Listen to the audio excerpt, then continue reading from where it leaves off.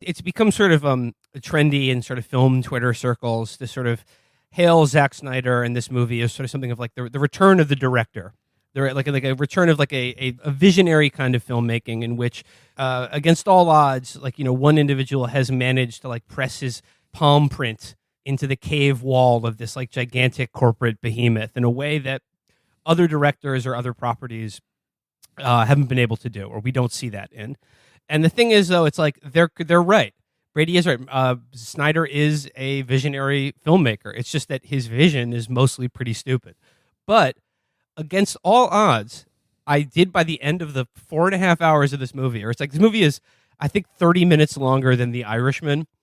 I found myself rooting not so much for the film itself, but for the existence of this film, for two reasons. Like, I mean, there's one inside the movie itself. There was, you know, I thought there was some stuff that landed, that worked, that actually kind of owned. But I have to say, sort of embarrassingly so, because look, we're all this way. Mostly it came from things entirely external to the film itself that made me root for it so much. And I'm going to mention two things.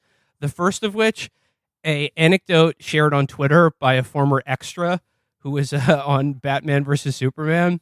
And he said, I'll never forgive Zack Snyder for yelling at us during a big scene that, like, I need that 9/11 feel. 9/11's just happened. Or just remember how you felt after 9/11. Give me that 9/11 energy. And he was just, you know, some like weepily complaining about this. And I think it was Cameron from Pod About List pointed out, out of all the things we know film directors have done to people on the set of movies, I think reminding you that 9/11 happened is rather near the low end of abusive behaviors. And I was like, you know what?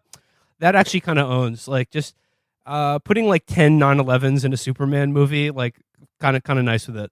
Because that's the kind of thing a lot of the lesser directors who approach this material, the ones who are doing it as part of a brand and don't have the love for it, don't have the love for the material, they would shy away from that because they would think it was in bad taste.